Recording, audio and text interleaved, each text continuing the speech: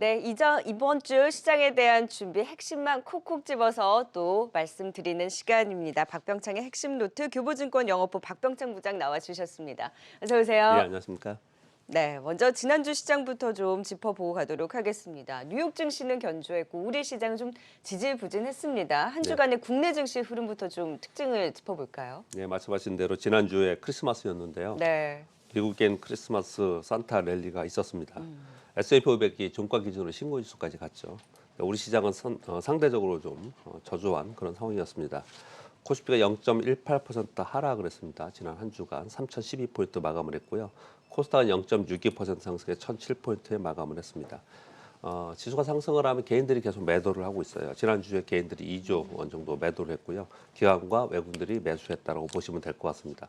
최근 들어서 수급상의 특징은 코스닥은 계속 사고 있다는 거예요. 기관들이. 네. 지난 한 주 동안 1조 매수했습니다. 이제 큰 규모죠. 연기금이 1,549억, 투신이 1,253억, 그리고 상펀드가 2,457억. 전반적으로 국내 기관들이 개인들이 파는 코스닥의 개별 종목을 기관들이 사고 있다. 그렇게 보시면 될 것 같습니다. 미국 시장에는 산타 랠리가 있었다 이렇게 표현을 드렸는데 우리 시장에는 뭐 산타클로스가 차별적으로 와서 네. IT 쪽에만 왔습니다. 그래서 그러네요. 지난주에는 상대적으로 우리 시장이 미국의 3대 지수의 강세에 불구하고 약세를 좀 보였는데 전반적으로 IT 쪽은 강세였다 그렇게 보시면 될 것 같습니다. 마이크론이 호실적 발표하고 전망도 좋게 발표를 했죠. 그리고 삼성전자의 전망에 컨센서스가 변화가 좀 되었습니다. 그래서 IT 개별 종목이 강세를 보이는 특징을 보였다 그렇게 보시면 될 것 같습니다. 네, 우리 시장은 지지부진했지만 그래도 지수라든지 삼성전자 회복은 어느 정도 네, 있었고 막판에는 또 자동차주들도 좀 네, 움직여주는 양상이었는데 다만 좀 아쉬운 것이 선별적으로 우리는 산타가 온 반면에 네. 뉴욕 증시는 제대로 좀 산타가 와준 모습이었어요. 그렇죠. 예, 그렇죠. 지난주에 큰 폭으로 상승을 했습니다. 나스닥이 3.19% 상승했고요. 다우가 1.65, S&P 500이 2.28% 상승했는데 종가 기준으로 신고 지수 경신을 다시 했습니다. 주요 지표에 아주 특징적인 것은 없습니다. 유가, 달러인덱스, 원화 전반적으로 큰 움직임이 없는 가운데 시장은 좀 움직였습니다. 전반적으로 좀 안정적인 시장이 좀 움직였다 그렇게 보시면 좀 될 것 같고요. 지난주에 미국 시장이 상승했던 그 이유는 몇 가지가 있었는데 첫 번째는 바이든 대통령과 존슨 총리가 이제 오미크론 관련해서 봉쇄령하지 않겠다, 방역을 강화하는 쪽으로 가겠다라고 한 것이 시장의 상승의 이유가 좀 됐고요. 두 번째는 마이크론과 테슬라가 급등을 했는데 마이크론이 13.76% 급등을 했습니다. 이건 좀 전에 말씀드린 대로 컨센 이상의 실적 그리고 전망이 나왔다는 것이고요. 두 번째는 테슬라가 급등을 했는데 여러분 다 아시다시피 테슬라가 지난주에 14.4% 급등했는데 머스크의 그 세금 이슈 관련된 매물이 거의 끝났다. 이 내용과 네. 함께 두 종목이 급등을 하면서 전반적으로 시장을 이끌었다. 그렇게 보시면 될 것 같고 하나만 더 말씀을 드리면 지난주 후반에 PC 발표가 있었습니다. 5.7% 1982년 이래 최고라고 얘기가 나왔어요. 그럼에도 불구하고 시장이 크게 영향을 받지 않았죠. 그것은 연준에서는 이미 정책이 가이드라인이 명확하게 나와 있지 않습니까? 그렇다 보니까 이것이 선반영된 부분이고요. 이것으로 인해서 연준의 정책이 변화될 것이 아니기 때문에 시장에서는 크게 영향을 주지 않았다라고 보시면 될 것 같습니다. 네, 과연 이번 주는 또 어떤 일정이 움직이게 될지 마지막 한 주이다 보니까 결국 마무리 짓는 일정들이 맞는 것 같아요. 네, 그렇습니다. 이번 주에는 뭐 마지막이니까요. 우리나라는 31일 날은 휴장이고요. 30날이 우리 납폐라고 표현하는 폐장일입니다. 네. 그리고 그 전날이 29일이 배당락일이고요. 그러니까 배당을 받기 위해서 28일 날 매수를 해야겠죠. 아주 특이한 그런 경제 지표는 이제 연말이다 보니까 그렇게 없습니다. 그래서 이벤트의 수급이나 이벤트를 보고서 거래를 해야 되는데 다음 주에 미국이 고용 지표가 있다는 부분 그리고 다음 주 이제 1월 첫째 주니까요. 네. 그리고 1월에 곧바로 JP 모건 헬스케어 컨퍼런스가 있습니다. 1월 10일부터 있고요. 그리고 CS2022가 1월 5일부터 있어요. 그래서 여기에 관련된 종목들이 이미 연말에 지금 움직이고 있다. 아까 그 자동차도 움직였다 표현을 주셨는데 네. 이것과 관련되었다고 보시면 좀 될 것 같고요. 연말에 우리가 신경 써야 되는 부분들은 이제 여러분들이 이런 걸 신경 쓰는 것 같아요. 배당 받으려면 언제까지 해야 되느냐? 28일에 사야 된다. 그러고 양도세 회피에 그러니까 요번에 배당 세금과 관련되지 않는 매수를 하려면 어떻게 해야 되느냐? 그러니까 배당날 길이나 마지막날 하면 된다.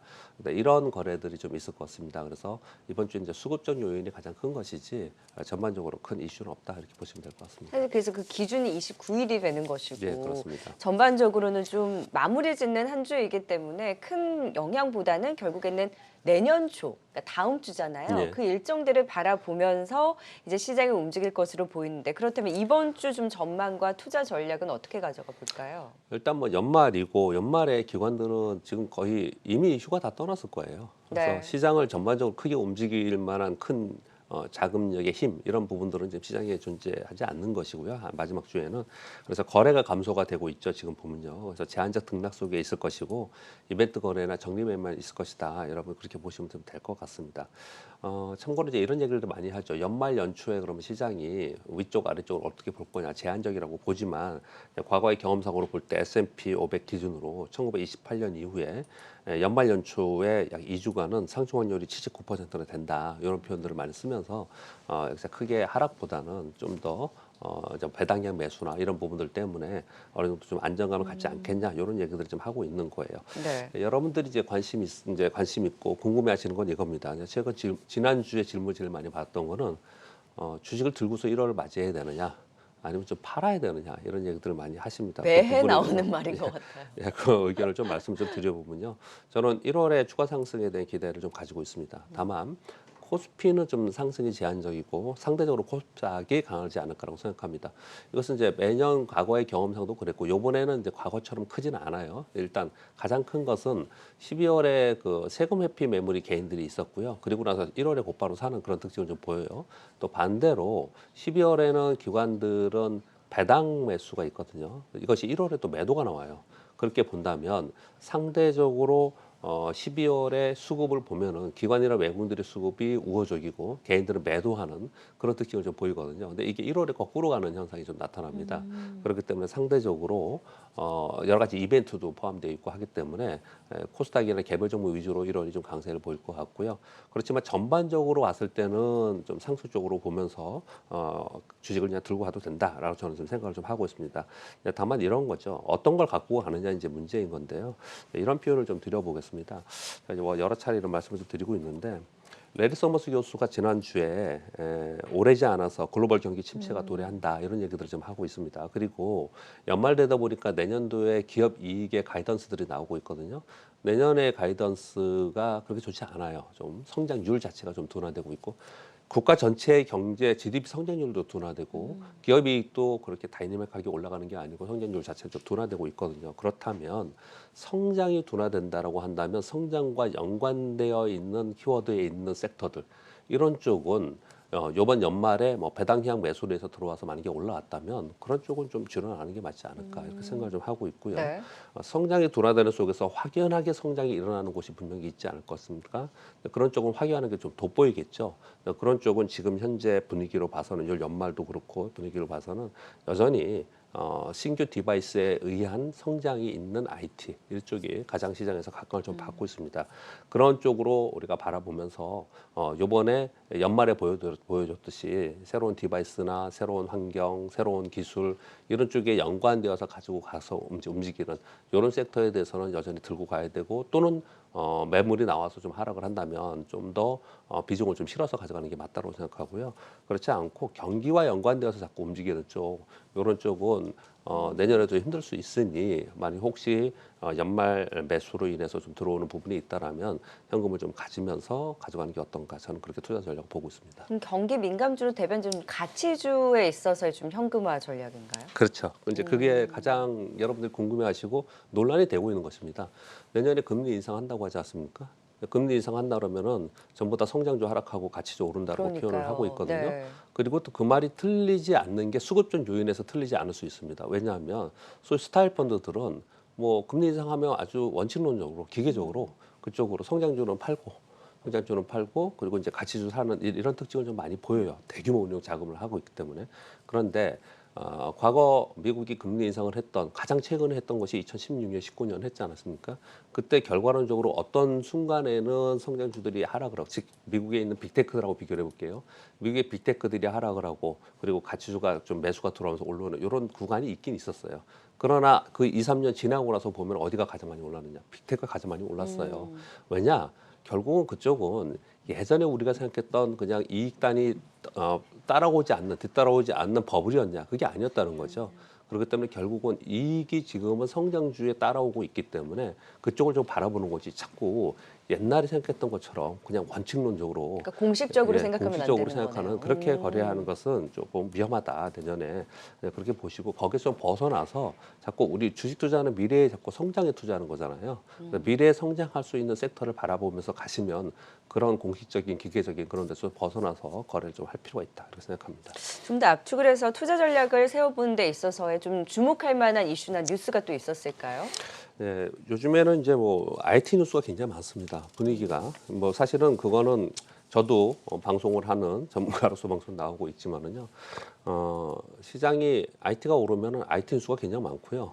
또 바이오 오르면 바이오 뉴스가 제일 많고 호재성 뉴스가 툭툭 튀어나와요. 네. 또 빠지면 또 악재성 뉴스가 나오고 이제 그런 현상이 있지만 전반적으로 이건 대세이다 이렇게 표현합니다. 제가 가장 많이 쓰는 말 중에 하나가 어떤 말이냐면 팬데믹을 우리가 겪었어요. 이제 팬데믹 안에 끝난다. 2022년대 가정하겠습니다. 바이러스의 우려로 인해서 우리가 벗어났다. 그렇다면 팬데믹 이전의 시대로 우리가 돌아갈 것이냐? 그렇지 않다라는 거죠. 우리가 팬데믹으로 인해서 어떤 기술이 효율적이고 편리하고 효과적인지를 우리가 알았다는 거죠. 그렇기 때문에 신기술로 계속 이제 바꿔간다는 거고 그런 것들이 4차 산업을 더 가속화시켰다고 표현하고 있고 4차 산업의 키워드가 뭡니까, 여러분? 우리 지금 메타버스 자꾸 얘기를 하는데 사실은 초연결입니다. 메타버스도 연결이죠. 초연결이에요. 자율주행도 초연결입니다. 자율주행에 들어가는 복합적인 기술들이 전부 다 초연결의 시대에 들어가는 거거든요. 그런 관점에서 지금 가속화되고 있고 새로운 10년을 가고 있다. 2022년 내년도에는 훨씬 더 이게 가속화될 것이다. 그리고 차별화가 심할 것이다. 이게 키워드이지 않나 저는 그 생각을 하고 있습니다. 그런 의미에서 이번 11월, 12월서부터 11월에 메타버스 가장 NFT가 이슈였고 핫 이슈였고요. 근데 12월 되니까 지금 반도체하고 자율주행 얘기 많이 하고 있거든요. 네. 네, 이런 부분들은 전부 다 한꺼번에 묶어서 보면은 새로운 시대로 가는 새로운 기술로 지금 가고 있는 것이다. 이렇게 보시면 좀 될 것 같습니다. 뭐 이렇게 전반적으로 뭉뜬 거라서 말씀 주셨는데 거기에 관련된 뉴스들이 좀 있습니다. 하나하나 좀 말씀을 드려보도록 하겠습니다. 일단 모건 스탠리에서 투자 의견 변경을 했습니다. 반도체에 대해서 저점 멀었다 이런 표현을 쓰다가 몇 개월 만에 성장한다로 전망이 변경되었죠. 이것 때문에 말들이 굉장히 많죠. 네. 굉장히.